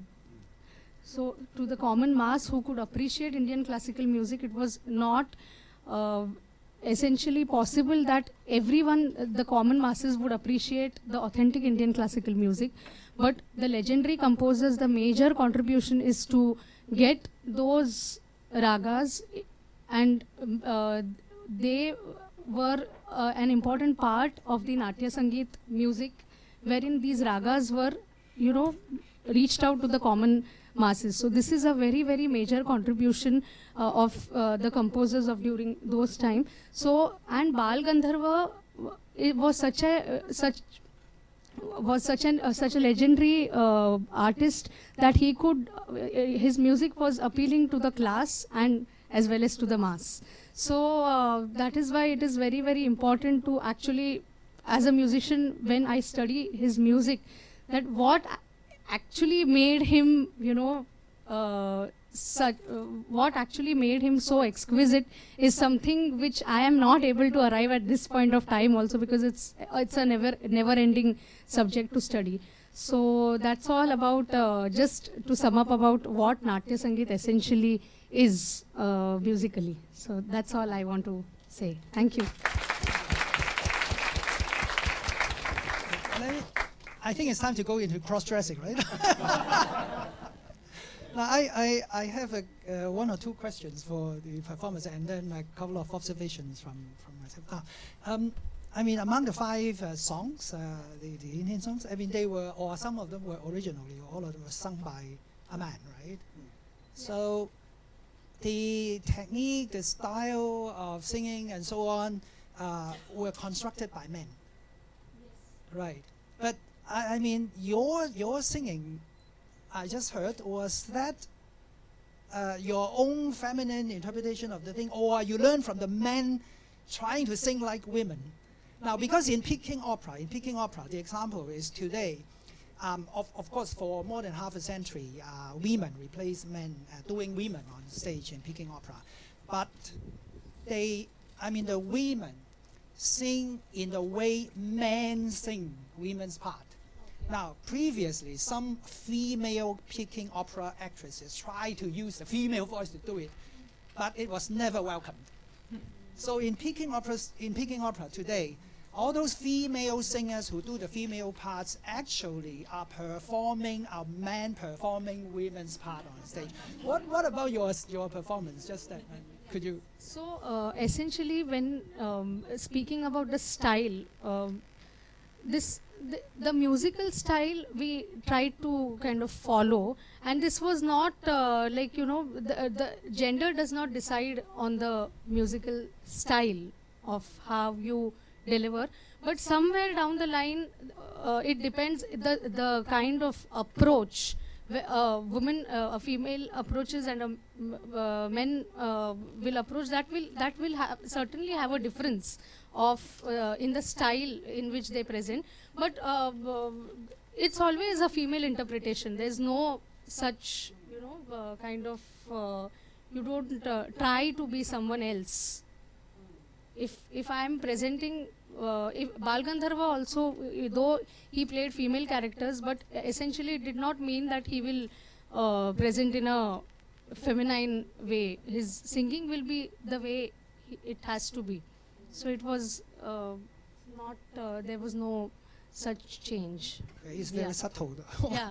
Now, what we could see, I mean, in your performance is a fully, completely feminized performance. I mean, on each and every level. I mean, at least from my perspective. But now let's go to the Cantonese opera. But Michi's performance, as I already pointed out, because you dress like a woman today, but your voice is the male voice in doing the songs, and then in the narrative, the character or the persona is also male. And the very limited gesture that you did actually are the gestures for the young male on stage, right? But you were dressing the changsam. I mean, everything is dislocated in terms of gender. Do you have anything to say? I mean, I have tons for 4 hours, but I mean, you are the performer. How how would you reconcile? I mean, you intentionally dress up like a woman, but not in a male or not in suit or something. I mean, some female performers when they do this kind of thing, they would dress in a male suit. I mean, back at AP Academy, some of the past experience. So, you have a quick comment. Well, actually, usually when I have these singing performances, if I have a partner, a female partner, then I would dress more of a more masculine way. Well, not exactly masculine, but pants definitely and a shirt. But if it's just me alone, I think it's fine. And also because for the last song, especially, it's a 歌坛 song, and it's almost always done by a female singer who was dressed in a cheongsam, so female costume. So I think this is why I chose. So I the assume attire. that you never had any uneasiness about all that kind of dislocation of gender.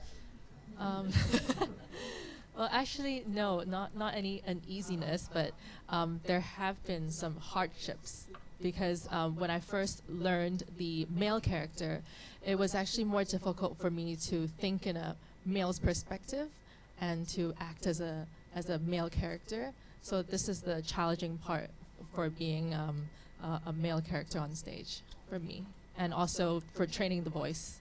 Yeah. Okay. So, Well, before we open it up to any questions, we won't have that much time, but to any of the performers or indeed to Professor Siu Long or anyone else, I just wanted to sort of read a short note which I had written. What we present before you today is something of a proposition. The idea that we've actually assembled a Cantonese singer and an Indian singer, I think constitutes a proposition that I wanted to put down as a comparative project in performance. So it's a kind of project of comparative studies, but it is a comparative studies project in performance. As with all such propositions, this one too has an implicit critique. And I think that the critique of how this has been done would be probably in evidence even in the way that the comments came about. This is a critique of how comparative work has historically been done in the humanities between India and China. The fundamental assumption that we make whenever we do a critique between India and China, and when we have Johnson Chang here, Johnson has been very interested in supporting work done in India to be presented in China and to develop comparative critical projects. It's been extremely important for us to recognize that historically this comparative work has been done between two traditions that are apparently seen to be sealed, as though there is a given thing called the Indian tradition and another given thing called the Chinese tradition, and these two traditions are not going to talk to each other. These are the kind of givens that we have been trying very hard to battle, the fundamental assumption that these are antithetical. In order to disturb or dislodge this assumption of two hermetically sealed traditions in conflict with each other, we have been trying to explore spaces in which each of these traditions has encountered a series of crises and seen a similarity not in the tradition itself, but in the crisis that the tradition has encountered and how it may have negotiated those. In this particular presentation this evening, what we've done is to identify this particular crisis as the crisis of gender. Yeah? The basic problem that gender, however defined, gender straight, gender appropriate, gender as staged in the theatre, gender as performed in different kinds of, let's say, stages of social existence, have been a problem of a political kind, they have been a problem of an aesthetic kind, and they go back well into the mid-19th century onwards, from the late imperial period in China all the way through to the PRC and the entire question of the political use of the Chinese opera on the one hand, and on the other hand this extraordinary long tradition of bans that we've had when the moral police in India have, in the colonial period and after independence, actually sought to ban performances by women on stage, or performances that exist in this what one would call gender ambiguous space, the space of gender ambiguity. And so it seems to me, as I want to open this up to larger discussion, that this particular project and performance that we have attempted this evening has proposed the following ideas. One, that performance embodies something. Performance constitutes an act of embodiment of something. It is an embodiment of a large cultural phenomena, let's say, of a condensation of belief systems, of systems of exemplary public demeanor, of good and bad, of acceptable and unacceptable behavior. And in that, such embodiment, when it enters conditions of modernity, and that's been, I think, the cusp that we have tried to explore between the India and China connection, and into new public domains attached to modernity, is often elusive.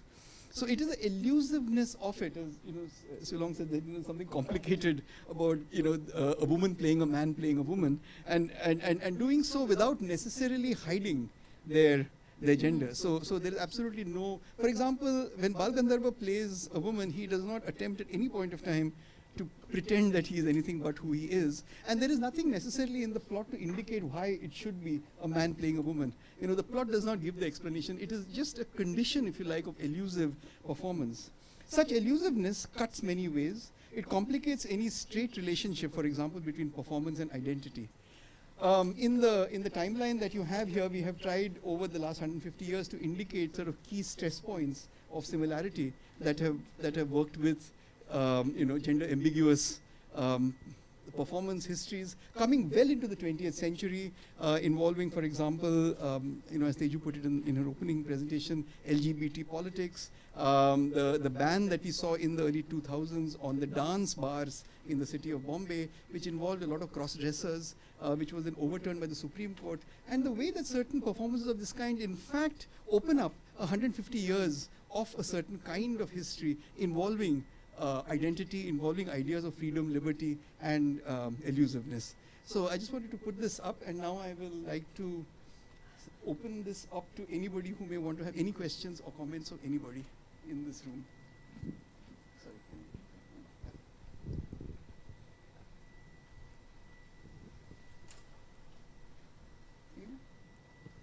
Council, would you like to start the conversation?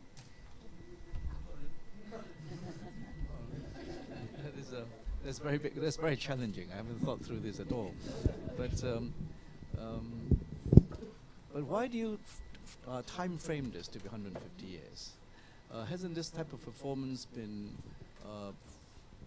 very much in both traditions? For example, if you look at a book everybody knows, the book of the Red Chamber, and they were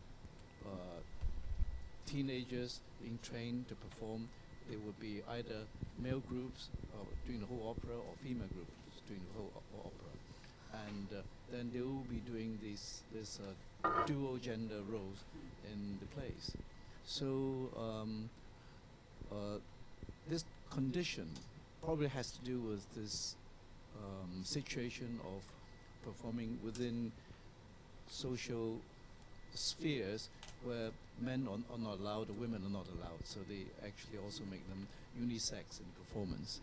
But apart from that, I think your question, bringing China and India in this comparison and framing it within 150 years, so more has to do with the issues we face in modernity and the new type of social regime that has come in.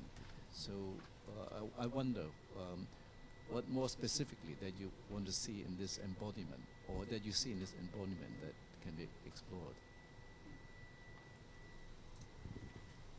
Not questions that one can answer. This is very much, as you can see, not work in progress, but performance in progress in this instance. It seems to me that the protocols of this kind of comparative project, as it is going to be developed both under West Heavens and under Saath and other such projects as India and China, start becoming more and more familiar with each other, and as new means of looking at comparative projects actually emerge, that we will have to make a choice of what happens before 150 years. But typically, this is the period that comes to mind most easily. So maybe it's just a choice one makes. But here, the birth of the Chinese opera in the Qing period, and in this particular instance with the decline of the Peshwai and the mid 1850s, signals a fairly self-evident and automatic sort of comparative project. There seems to be a cutting off point for both. The other point is, of course, the startling. This was completely startling. Career of Meilan Fang and Bal Gandharva, almost born in the same decade and died in the same decade, with an incredible similarity, if you like, of careers, which seem to suggest it. So these things were sort of found objects. How we take it forward, we have to see. I don't know.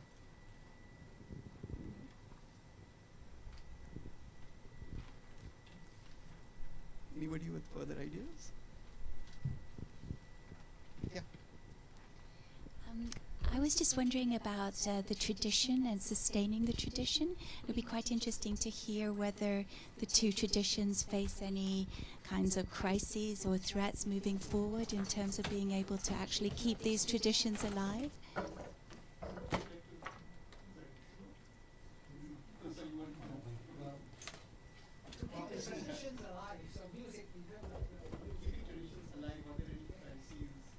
I think in Hong Kong particularly, the female impersonation of the male character is quite popular. And then we have a whole list of successful female impersonator of the male role in Hong Kong particularly. But I think it's not encouraged in China, am I right? And it depends. I think Cantonese opera or Cantonese musical theater is still going on, but not in a very desirable manner to me. A lot of shows, every night there's a lot of performances, but the standard of performance, I think to the insiders, they know how bad it could be. And there are some good performances, of course, but when we compare those performances in Hong Kong to those in mainland China, they are much more professional. I'm sorry to say that. So the Hong Kong profession, Cantonese opera, has to catch up with the professionalism of the PRC. That's how I see the crisis is. And I don't worry because there are so many charming and well-trained female singers and actresses who could do a good job on impersonating the male role. But I don't know the other roles. Maybe you know the profession better. Let me be a little bit more specific about Cantonese opera in Hong Kong. Ever since 1949, there had been half a century of slightly different development of Cantonese opera, one of the hundreds of regional operas in China. So in Hong Kong, the development of Cantonese opera has taken a slightly different path. You can say it's more traditional for one thing. And another thing is just pointed out by Siwa. The role type of, we call military and civic male role type has been very popular among actresses. So this tradition of actresses playing young men on the stage has been preserved and further developed in Hong Kong. And Michi is one of the younger generations, and we have, I think, 10 to 20 something among the younger generation of actresses doing male roles on the stage. But in China, it was first banned, but in the last 10 to 15 years or so, it was allowed again for Chinese opera academies to train cross-dressers in Chinese opera. It was not banned, but not encouraged at the present moment, but it was banned for decades.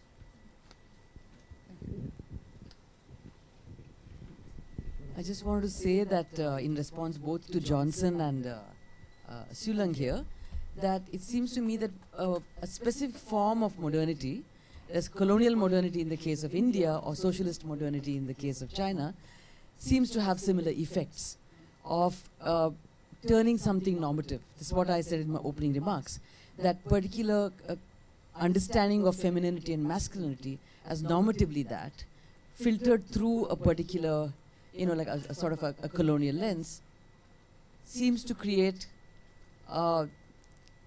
seems to want to strive towards the lack of, the lack of ambiguity, to try and clarify male and female genders.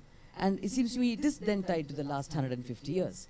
There are, of course, long traditions worldwide of fluid assumptions of gender roles. And there are performative traditions as well as, life traditions of doing that. But the idea of legislating against such forms is pretty much a colonial legacy, whether it's in the Philippines, whether it's in India, or whether it's anywhere else. And I suspect that some of the history in PRC has to do with that as well.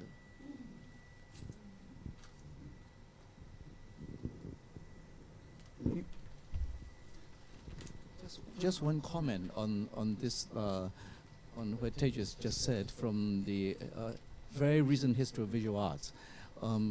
China basically turned from a socialist country to another form of modernity, to a capitalist system.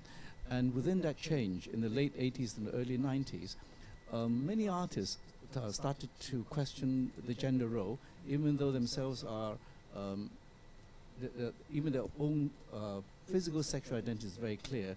But then there was this whole curiosity or urge to want to play the other role. For example, Ma Liuming is a very clear figure because he's not gay, but then he played all these feminine roles and put himself in these nude pictures. Even as though, again, when the political system loosens up, they need to start questioning their sexual identity and also the role, playing it as an impersonator rather than really embodying it. Some kind of artistic challenge. I just want to make a comment. I suppose even for the male role, delivery, and the female role, they are all done in falsetto, not natural voice. Am I right? So it takes a lot of training to sing a certain kind of vocal delivery. And in an Indian case, I suppose it is natural voice. Am I right? Yes. I think that's a big difference. May I ask a question? Is there an age limit for women's careers on stage? Because that seems to be a definite gender bias all the world over in terms of careers. And in terms of Natya Sangeet, all of these songs are written for, actually meant for young women. You can perform it up to a certain age, but beyond a certain age, it doesn't look good if a middle-aged person is performing these on stage. I'm wondering, how is it for the Cantonese opera? For Canton, well, actually, most of the characters are about young adults. Yeah, quite young, from 18 to 20 years old. But in Cantonese opera, we have performers from the age of 17, 18 to the age of maybe 80, 90, which are still actually very active on stage. But when you watch the performance, you watch something else. It's like the flavor that you watch from the older performers, and then the young performers, obviously you look at their youth and how they portray the characters and how they perceive Cantonese opera.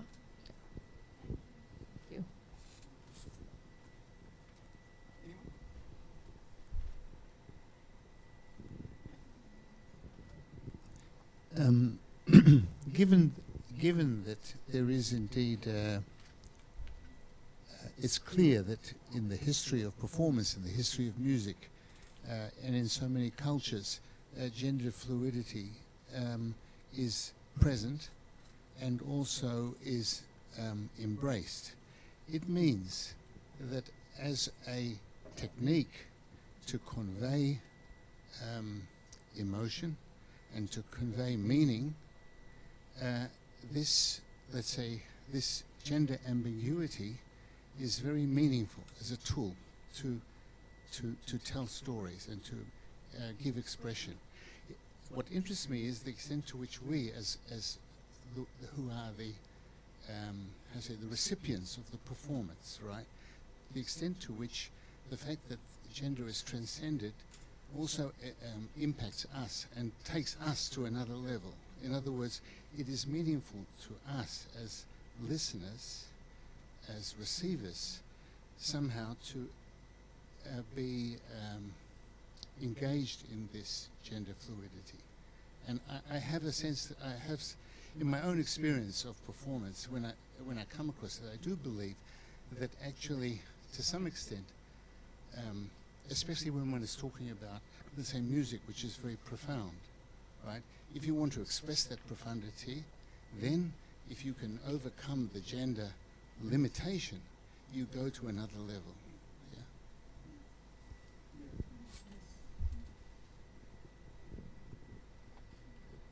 I just wanted to add one thing about this, because actually this is kind of important, because gender identity versus gender mode of address.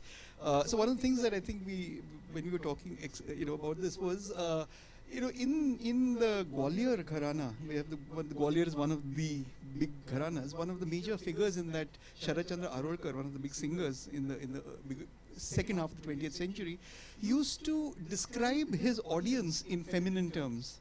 It's like addressing your audience is like addressing a naika, that is how do you translate naika? A heroine, or a female sort of addressee. Except that the person addressing is also very often a woman.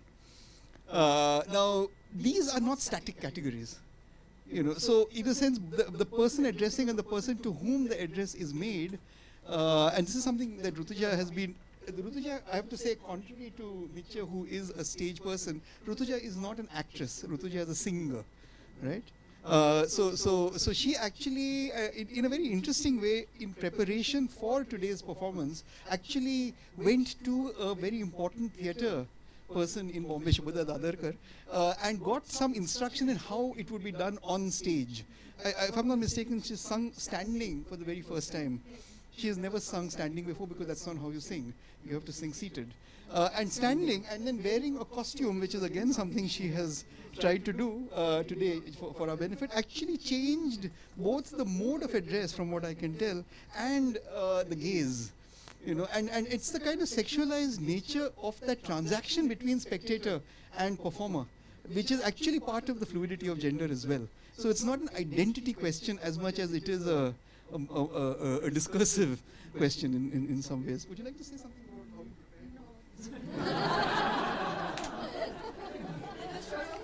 prepare? Sure, props. Let me jump in very quickly now. I mean, we have a very interesting and multi-level discussion, but there is a term and a concept that hasn't popped up yet. And actually, we have a professor of performativity among our audience. And I think ultimately, gender is to be performed. And I think we have two kinds of performances here. One is now we have a young Indian woman singer who's performing feminine gender in such a way. And we have a young Chinese woman who is performing the male gender in such a way. I mean, in this evening's performance. So it is a different kinds of performativity being enacted and embodied here. I think Siu Long makes it a point to make everything about me when it comes to performing. Yeah, it was really interesting. I think obviously there's a truth to it, but I think there's a larger point that we haven't actually addressed, which is, so it's the point about this performance is not whether Michi, who looks very feminine, can perform masculinity, but rather how she actually performs femininity itself.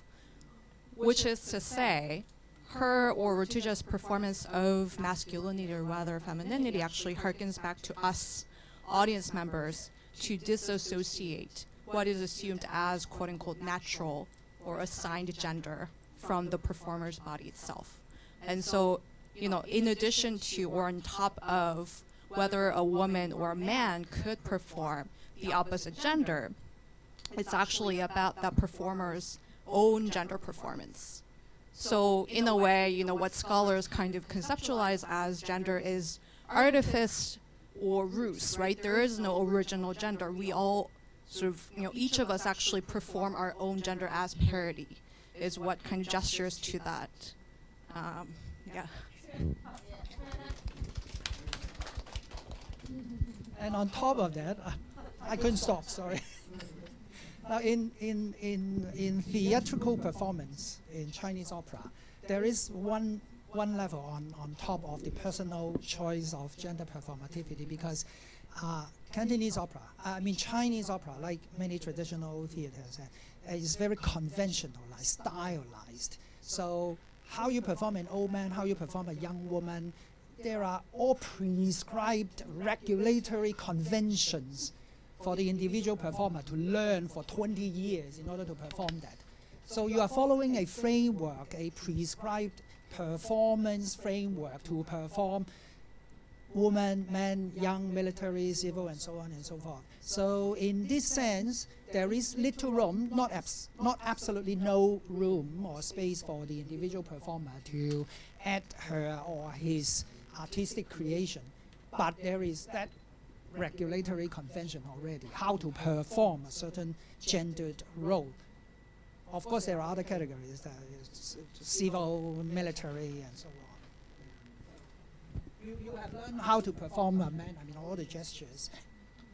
Can you demonstrate, like, some hand gesture, the feminine and the masculine difference, or did you learn any feminine gestures, or like walking or hand gesture, how a young scholar walk and how a young woman walk? Just very, very. So to point for a young scholar or a male role, we would point like this, and if it's a military role, so someone more masculine, we would point like this with 2 fingers, 김지. And for the female, yeah, that's the difference. I'm not sure if I can do any walks. I would try. For male role, we would walk like this. For the female role, it's much smaller steps. It's hard to do it in heels, but that's a simple.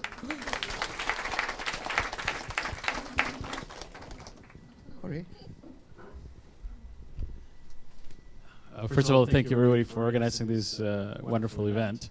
And just going back to the Indian point of view, if for all those of you who are interested in this female versus male perspective, there's a wonderful commentary on one of India's seminal books called the Bharatnatyam. There's a book called it's a commentary by a 10th century philosopher called Abhinavagupta. I don't know if anybody's ever come across the text, but it's a treatise on the Bharatnatyam. Explains the aesthetics in the Indian music and dance tradition, and a lot of the treatise talks about very similar to what you were mentioning, the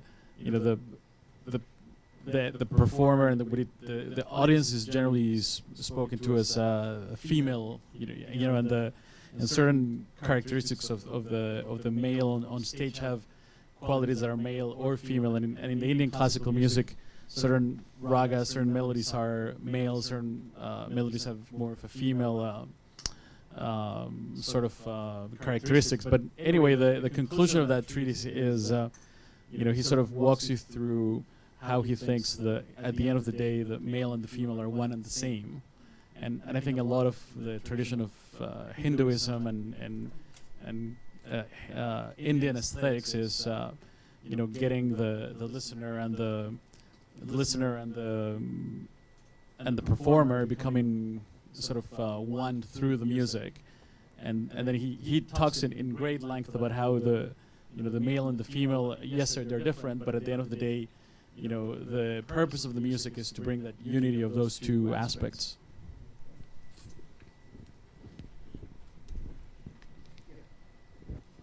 Okay, in absolute conclusion, last words, anybody, or should Oscar?